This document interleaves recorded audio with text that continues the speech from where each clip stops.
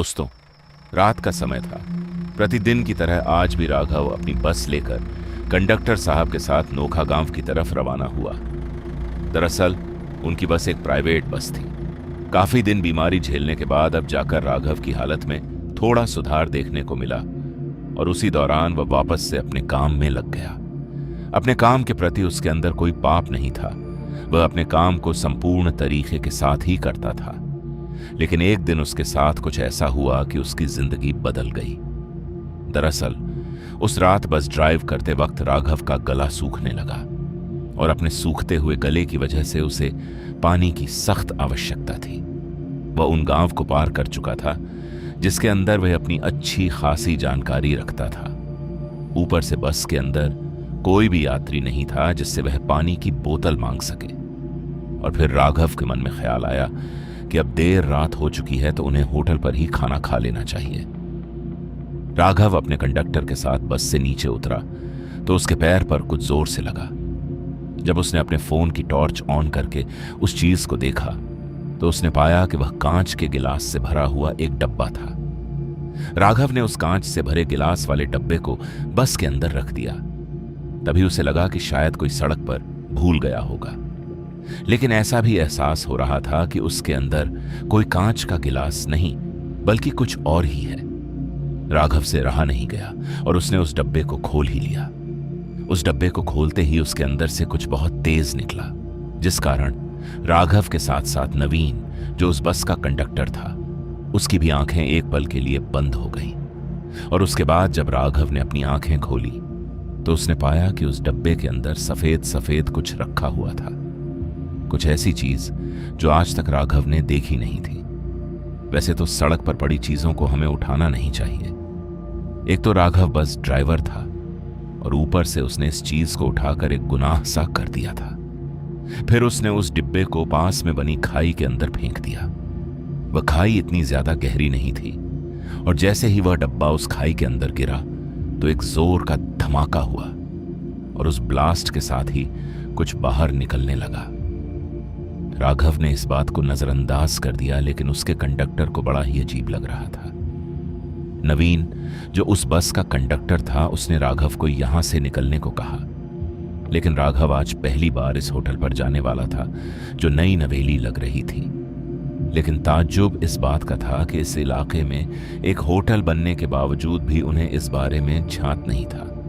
तभी वह दोनों उस सजी हुई होटल की तरफ चल पड़े।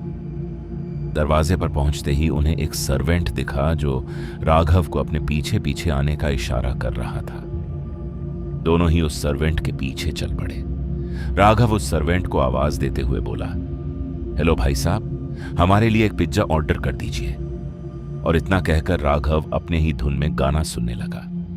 लेकिन दूसरी तरफ नवीन के मन में अजीब ख्याल थे।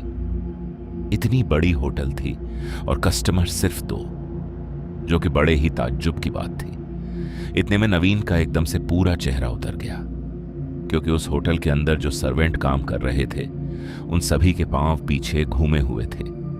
और इस नजारे को देखने के बाद नवीन ने तुरंत ही राघव की ओर इशारा किया और उन सभी सर्वेंटों के पैरों की तरफ देखने को कहा। जब राघव ने उस नजारे को देखा तो उसका भी दिल दहल गया। लेकिन वह नहीं जानते थे कि आगे का पूरा रास्ता ही भूतों से श्रापित माना जाता है। वह दोनों वहां से निकलने की फिराक में थे, लेकिन अगर वह यहां से सीधे मुंह निकले तो उनको उनके ऊपर शक होना एक आम बात है। पहले तो दोनों आपस में बातचीत करते रहे कि किसी तरह बहाना बनाकर यहां से निकलना चाहिए, लेकिन यहां से निकलने का आसानी से कोई भी रास्ता नहीं मिल पाया। इतने में हल्की हल्की बूंदाबांदी शुरू हो गई और मौके का फायदा उठाते हुए राघव और नवीन दोनों भागते हुए बस के अंदर चढ़ गए। वह सर्वेंट लगातार उनकी तरफ ही देखते रहे और वह दोनों अपनी बस में चढ़ते ही उन्हें जल्दबाजी होने लगी कि वहां से वो निकल जाए। लेकिन इसी बीच उन्हें अपने पीछे से आवाज आई, अरे साहब जी, खाना तो पूरा करिए। जब उन्होंने पीछे मुड़कर देखा तो उनकी सांसें थमने लगी। उनके पीछे एक सर्वेंट खड़ा था जिसके हाथ में एक नाश्ते की थाली थी। वह उससे थाली लेकर बस की सीट पर रख देता है और उस थाली के अंदर एक पिज्जा था। पिज्जा देखने में बहुत ही स्वादिष्ट लग रहा था, लेकिन दूसरी तरफ उनके मन में यह भी था कि भूत प्रेत के द्वारा दी गई कोई भी चीज मौत से कम नहीं होती। तभी नवीन उस सर्वेंट के ऊपर भड़कते हुए बोला, हमें यह पिज्जा नहीं चाहिए, अब हमें अपने घर जाना है। इतना बोलते ही उस सर्वेंट ने अपने गुस्से भरे चेहरे से नवीन की तरफ देखना शुरू कर दिया। उस समय नवीन भी आग बबूला हो चुका था, तो उसने उस सर्वेंट को हल्का सा धक्का मार दिया, लेकिन धक्का मारने के बावजूद भी वह अपनी जगह से टस से मस नहीं हुआ। लेकिन बाद में उस सर्वेंट ने एक ही वार में नवीन को चित्त कर दिया। जैसे ही उसने नवीन को धक्का मारा तो वो सामने वाले शीशे से जोर से टकरा गया। जैसे ही नवीन उस शीशे से टकराया तो उसके सर से खून बहने लगा और उसी दौरान बस के अंदर कुछ यात्रियों की आवाजें सुनाई देने लगी। ऐसा लग रहा था मानो पूरी की पूरी बस यात्रियों से भर गई हो। बस के अंदर हुई इस अफरा तफरी को देखकर जब राघव पीछे मुड़ा तो उसने देखा कि भूतों से भरी पूरी की पूरी बस बहुत ही ज्यादा डरावनी लग रही थी। पूरी की पूरी बस में कुछ लोग बैठे हुए थे, जिनमें से किसी की आंख फटी हुई थी तो किसी के मुंह से खून बह रहा था। साथ ही यह सब इतना खौफनाक था कि राघव भी पूरा कांप उठा। अब राघव को समझ ही नहीं आ रहा था कि वह क्या करे, क्योंकि अब उसका दोस्त, या फिर यूं कहे कि उसका कंडक्टर, तो बेहोश होकर नीचे बस में पड़ा था। काफी देर तक सब कुछ एकदम भय में डूब गया, लेकिन उसके बाद जब नवीन को यह एहसास हुआ कि अब यहां से निकलने का सही वक्त है, तो उसने जल्दी से अपने आप को संभाला और राघव के साथ साथ दरवाजा खोलकर वह नीचे कूद गया। नीचे कूदने के बाद उसे राघव भागते हुए दिखा, जो उस हाईवे पर दौड़ रहा था। फिर नवीन भी उसके पीछे पीछे भागने लगा, लेकिन बस के अंदर तो अब कोई भी नहीं था। सारी की सारी आत्माएं गायब हो चुकी थी। फिर भागने का कोई मतलब भी नहीं था, लेकिन बावजूद इसके भी वह हाईवे पर दौड़ते रहे। वह अपने हांफते हुए शरीर के साथ काफी दूर आ चुके थे। राघव एक पेड़ नीचे बैठकर नवीन का इंतजार करने लगा।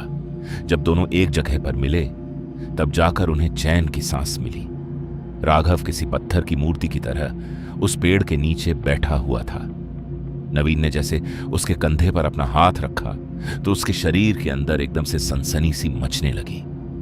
असल में उसके सामने बैठा यह शख्स राघव नहीं था, बल्कि कोई शैतान था, जिसकी चमड़ी एकदम गंदी और बदबू मार रही थी। उसी वक्त नवीन को पीछे से आवाज आई, वहां मत बैठ, वह तुझे मार देगा। और जब नवीन पीछे मुड़ा तो पसीने से लथपथ और काफी डरा हुआ राघव तो उसके पीछे था। फिर उसके सामने बैठा यह शख्स कौन था? जब उसने अपनी गर्दन ऊपर उठाई तब जाकर नवीन को एहसास हुआ कि उसके सामने राघव नहीं, बल्कि उसकी मौत बैठी है। यह तो वही सर्वेंट था जिसके चेहरे पर टांके लगे हुए थे और काला काला बदन जोरों से सड़ रहा था। अपने चेहरे से गंदी सी मुस्कान देते हुए उसने झटके से नवीन की गर्दन पकड़ ली और उसे घसीटने लगा। नवीन जोर जोर से चिल्लाया, चीखा, लेकिन उसकी मदद करने कोई नहीं आया। और इस बात से यह साफ हो रहा था कि इस इलाके में चारों तरफ किसी भी इंसान का वास नहीं है। अपने आप को छुड़ाने के लिए नवीन ने अहम भूमिका निभाई और किसी तरह अपने आप को बचाने में सफल हुआ। और सबसे पहले अपनी जान बचाते हुए वह वहां से भागने लगा। अपने आप को छुड़ा पाने में तो वह सक्षम था, लेकिन जब उसे अपने पीछे भूतों की एक टोली आती हुई दिखी तब उसकी सांस उखड़ने लगी। और अब उसको यह यकीन हो रहा था कि असल में इस दुनिया में भूतों का अस्तित्व होता है। तभी दूसरी तरफ राघव भी पूरी तरह बेचैन था। बीच रास्ते में पड़ा राघव भी दर्द से कराह रहा था। दरअसल राघव पर भी किसी बुरी शक्ति ने वार किया था, जो इस समय अदृश्य थी। सही समय पर नवीन ने उसे भी संभाल लिया। राघव सही सलामत तो बच गया, लेकिन बस के अंदर जाना मुसीबत मोल लेने से कम नहीं था। अब उन्हें कोई ऐसी जगह ढूंढनी थी जहां वह अपने आप को सही सलामत रख सके। मगर एक बात भी सत्य है, जहां बुराई का कहर सर चढ़कर बोलता है तो अच्छाई का निशान वहां अवश्य ही मिल जाता है। कोई ऐसी शक्ति जो अपनी दिव्य शक्तियों से बुरी ताकतों पर कहर ढा सके। दरअसल राघव को याद आया कि आते समय उसे एक पीपल का पेड़ दिखा था, जिसके चारों तरफ धागे बंधे हुए थे, और अवश्य ही वह एक तंत्र मंत्र से भरपूर था, या फिर यूं कहे कि वहां किसी भगवान की पूजा की जाती थी। तभी राघव ने नवीन को अपने पीछे आने को कहा और दोनों दोस्त हाथ जोड़ते हुए उस पीपल के पेड़ के पास पहुंच गए। सही से देखने पर उन्हें पता चला कि वहां किसी भगवान की मूर्ति रखी हुई थी और दीपक जल रहा था, और उन्हें भी एहसास हुआ कि इससे शांति प्रिय जगह उन्हें नहीं मिलेगी। उन्होंने तुरंत ही वहीं पर बैठने का फैसला किया। फिर उन्हें अपने बस के ऊपर भूतों का एक झुंड नजर आया, जो देखने में बड़ा ही खौफनाक और डरावना लग रहा था। ऐसा लग रहा था मानो उस होटल का पूरा स्टाफ उस बस के ऊपर आ चुका है। लेकिन अपनी समस्त कोशिशों के बावजूद भी वह भूतों का झुंड राघव और नवीन के पास नहीं पहुंच पाया, और आखिर में वह दोनों उस होटल से अपनी जान बचाकर निकल ही गए। उस रात उन दोनों ने कुछ ऐसी भयानक ताकत से सामना किया जो उनके दिल में आज भी डर पैदा करती है। बाद में उन्हें पता चला कि सालों पहले उस होटल के अंदर आग लग गई थी, और उस आग के दौरान पूरा होटल जलकर राख हो गया। उस दिन के बाद सारे के सारे सर्वेंट मैनेजर की आत्माएं साथ भटकती हैं, जो उस होटल में काम करते थे। जो भी लोग रात में उस होटल के अंदर जाने की हिम्मत करते हैं तो वो उन्हें जिंदा नहीं छोड़ते, और कुछ ही लोग अपनी जान बचाकर वहां से निकल जाते। तो दोस्तों, आज की इस कहानी में बस इतना ही, और मैं आपका दोस्त जल्द मिलूंगा एक ऐसी ही और डरावनी कहानी के साथ। धन्यवाद।